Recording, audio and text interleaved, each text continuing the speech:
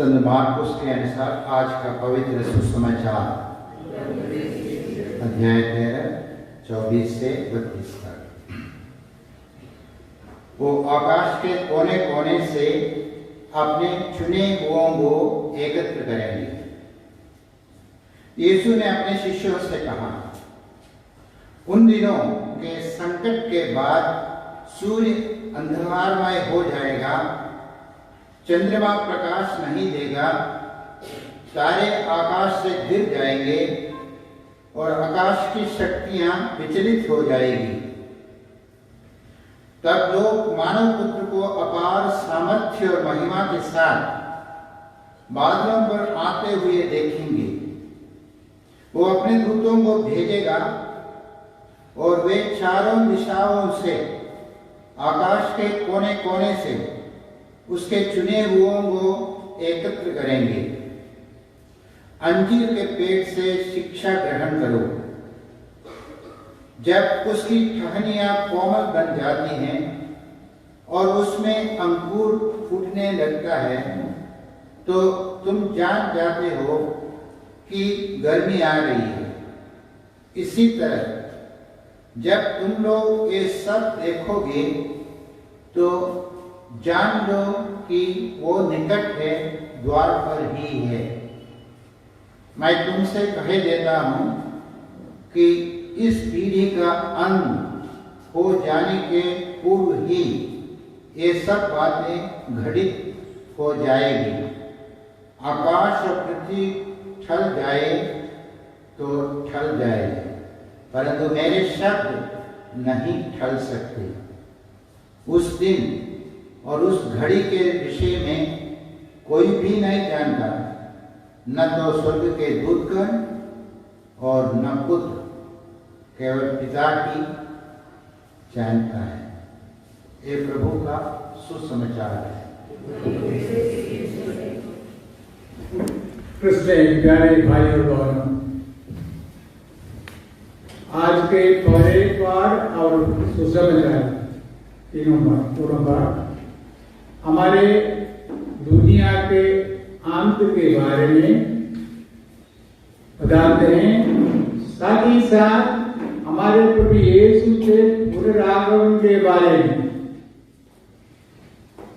ताकि जो उद्देश्य के लिए इस दुनिया में ईश्वर ने हमको भेजा है, इसको पूर्ति करने के बाद सबको वे दुनिया के कोने कोने से इकट्ठा करेंगे, स्वर्ग राज्य में उनके साथ हमेशा के लिए रहने के लिए मौका देंगे। इसलिए हमको सबसे पहले पूछना चाहिए, हमको ईश्वर ने इस दुनिया में क्यों भेजा है? हमारे जन्म के लिए, हमारे मृत्यु के लिए। हमारे ऊपर कोई कंट्रोल नहीं है। मुझे जन्म लेना था, लेकिन मुझसे कोई नहीं पूछा है। मेरी मम्मी ने मुझे जन्म दिया, मेरा जीवन इस दुनिया में शुरू हो गया। और अंत के दिन ईश्वर मुझे बोला, तुम इधर आओ, हो गया। इसके बीच, जन्म और मृत्यु के बीच जो समय ईश्वर हमको देता है, इसलिए देता है कि संत इग्नासियस कह रहे हैं, ईश्वर ने हमको इसलिए बनाया है कि हम सबसे पहले उनको पहचानें, ईश्वर कौन है, उसके साथ उनको प्यार करें, उनकी सेवा करें और अंत में हमेशा के लिए उनके साथ रहे। वह दिन आने का उद्देश्य। कहने का तात्पर्य, प्यारे भाई और बहनों, एक मानव के रूप में ईश्वर हमको बनाया है, उनकी उदारता है।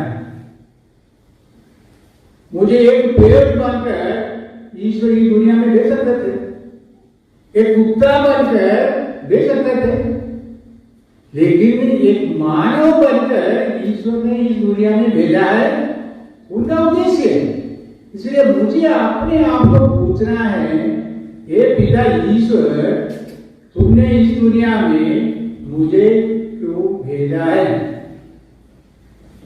अंतःकरण की जांच में ईश्वर के उपचार हमको बताने के लिए पवित्र आत्मा को हमको दिया गया है। ये पवित्र आत्मा की आवाज हर एक व्यक्ति को बोलते हैं, अच्छा क्या है, तुम्हारे जीवन के अंत तक जाने के लिए अच्छा रास्ता तुम्हारे लिए कौन है? ढूंढ लो। और तुम्हारे शत्रु, ईश्वर के शत्रु शैतान हमारे दिल से बोलते हैं तुम इसी रास्ता पे जाओ। इस सुनने का कर्तव्य हमारा है। हमारे जीवन वास्तव में एक लड़ाई है। लड़ाई किसके साथ? मेरे आत्मा, मानव आत्मा मेरे तुझ में है, हर एक आदमी आत्मा है। साथ ही साथ ईश्वर की आत्मा हमको दिया गया है। हमारे बपतिस्मा में, दृढ़ीकरण संस्कार में, पवित्र कम्युनियन में हम पवित्र आत्मा को ग्रहण करते आते हैं। वही पवित्र आत्मा और हमारी आत्मा, और साथ ही साथ हमारे साथ है हमारे दुर्गुण, हमारे नेगेटिव एटीट्यूड, सिंफुल नेचर हमारे अंतःकरण में, उसके साथ ईश्वर की शत्रु हमको प्रलोभ में डालने के लिए हमेशा तत्पर रहते हैं। माई सतपोल रोमियो के नाम 7वां अध्याय में 13वां शब्द से बोल रहे हैं, मैं अच्छी चीज करना चाहता हूं लेकिन मैं अपने आप उनके विपरीत में काम करते आता हूं। हमारी अनुभव है, I like to do good things, but I see myself doing the just the opposite. What shall I say then? मैं क्या करूं? पाप करने की शक्ति मेरे अंदर में है। कारण यही है, आज पाप में हम सब भागी। वही पाप के कारण हर एक मानव जाति में पाप करने की इच्छा होती है। उस इच्छा के अनुसार आगे जाने के लिए हमेशा कोशिश करते हैं। और लेकिन पवित्र आत्मा हमारे अच्छे आत्मा के साथ लड़ाई करके अच्छे रास्ते में जाने के लिए, जब इसलिए when we fight against the temptation that we go through, that is helped by the Holy Spirit. Therefore, हमारी आंतरिक आत्मा की यात्रा, the spiritual journey that we are going through, is a continuous war between the good side and the bad side, which are operative in myself. इसलिए प्यारे भाई और बहनों, हमारे जीवन एक पिलग्रिमेज है, लेकिन पिलग्रिमेज हमारे साथ, हम अकेला नहीं है, हमारे साथ कुछ लोगों को ले जाना है। इसलिए प्रभु हमको अंतिम दिन स्वर्गराज में आने के लिए, लेने के लिए आएंगे, इसका निश्चय होगा। वह अंतिम दिन जरूर आएगा। यदि इस दुनिया में हम जन्मे हैं, मृत्यु जरूर होता है, उसी प्रकार दुनिया का अंत भी जरूर होगा। लेकिन कब होगा, इसके बारे में प्रभु यीशु हमसे बताया आज के सुसमाचार में। स्वर्ग के दूतगण नहीं जानते हैं, प्रभु खुद नहीं जानते हैं, केवल हमारे पिता ईश्वर जानते हैं दुनिया का अंतिम दिवस कब होगा। लेकिन उसके निशान, साइंस ऑफ सच पॉसिबिलिटी के बारे में बताते हैं, सुसमाचार बताते हैं क्या होगा, सूरज आंधी सब अंत हो जाएगा। इसके बारे में हम सोचते हैं, लेकिन एक बात हमारे मन में रखना है कि अंतिम दिवस कब आएगी इसके बारे में हमको मालूम नहीं है, लेकिन हमारा अंतिम दिवस के दिवस में जरूर आएगा। उस दिन तक शायद हम लोग नहीं रहेंगे। कहने का तात्पर्य यही है, हम हर एक व्यक्ति को प्रभु के सामने प्रसिद्ध होने के लिए जो समय हमको दिया है उसको उचित रीति से उपयोग करके हर एक दिन आगे ले जा रहे हैं। हम हर एक को अपना अपना कर्तव्य है, ये कर्तव्य यदि ठीक रीति से हम निभाते हैं, डरने की कोई बात नहीं होगा। हम कितने लोग बूढ़े बूढ़े लोग मरते से देखते हैं, शांति के नींद सोते हैं, वही उनकी मृत्यु है। एक विश्वास के लिए मृत्यु क्या है? इस शरीर से छुटकारे की रास्ता। हमारे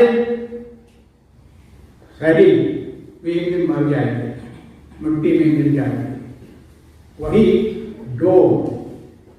death is the door to eternity.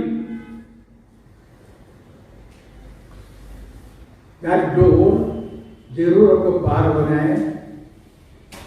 यदि उनको हम जानते हैं तो उसका मतलब हमारी तैयारी ठीक नहीं है, हमारे अंदर में कुछ ना कुछ है, उसको ठीक करना है। दिल में कोई what you call unfinished task नहीं होना चाहिए। इसलिए हम हर एक दिन हमारी अंतःकरण की जांच करने के लिए कुछ ना कुछ समय देते हैं। शायद सोने के जाने के पहले 5 मिनट, आज मैंने क्या किया, आज क्या क्या अवसर मुझे ईश्वर को धन्यवाद देने के लिए, दूसरों की सहायता करने के लिए मदद मैंने किया है। लेकिन यदि मेरी बोली में, मेरी काम में मुझे दुख आया, साथ ही साथ मैं दूसरों को दुख पहुंचाया, यदि ऐसी कोई अवसर हुआ है, उस प्रभु से क्षमा मांगकर ही सोना चाहिए। Because Saint said, let not the sun go down with anger in your heart. Let not the sun go down with anger in your heart. That means you have something to forgive. And therefore, if the opportunity is brought to your attention, forgive them then there. Forgiving is an act of the will that you can do, and you want to make up with that person. If you can do it, go and do it. On the other hand, very often it's not possible. But I can get myself reconciled by forgiving that person. Chapter 5, Matthew's Gospel, verse 23 again. It's a beautiful verse. When you are at the altar, if you remember you have something against your brother, or if your brother has something against you, not you, your brother has something against you, because if you have something against him, you should not have appeared here, you should have recognized before that. But who knows God? Heaven said, what did I do? My friend was hurt. You remember, maybe my word was not appropriate one. He heard it. Therefore, best thing is, leave this offering out at the altar. You go and get reconciled with him, and then come, offer your sacrifice. It will be acceptable to God, your loving Father. See how serious the Lord is. In other words, the sacrament of unity cannot be celebrated with a divided heart. No. We need to be reconciled. Therefore, my dear brothers and sisters, we are reminded today the little time the Lord has given to us before appearing before Him for our eternal reward. That eternal reward, if I have done good, the Lord will put me His right side. If I have done bad, I will be put on the left side. It is not a God who punishes. I am just given the reward of what I have done. Lord is the judge for that. That's all. If your name is in the book of life, you will end up there. But if your name is in the book of the death, you will be there. Therefore, we are choosing our eternity here and now. We start here, Lord will finally assign to us the right place where we are chosen. My hope and prayer is, my brothers and sisters, let's all prepare for that one, knowingly, willingly, so that when the moment comes, it will be a happy event for all of us. Let not be a gloomy side. Just yesterday I read one WhatsApp. There is a institution who is burying all the dead. In the WhatsApp, his name is coming to days. And he says, a rich man died and he had 4 or 5 sons he had, but none of them was anywhere in England. And finally, this old man, rich man, in his will, he distributed all his properties to different organizations, institutions. Nothing was left for the children. And therefore, they did not go for his anniversary. Never did he complete any of their duty. What would he say? In other words, if you acquire things, you will never take. And if you have done some good, that will be what he says with you. Therefore, let us thank God for the opportunity that He is going to give us, and He has already given us, that we may make the better use of it, so that the last day, when the Lord calls us, we will be standing before Him with a happy face to receive the reward of our doing. For this, may the Holy Spirit help us. In the name of the Father, the Son, Holy Spirit. Amen.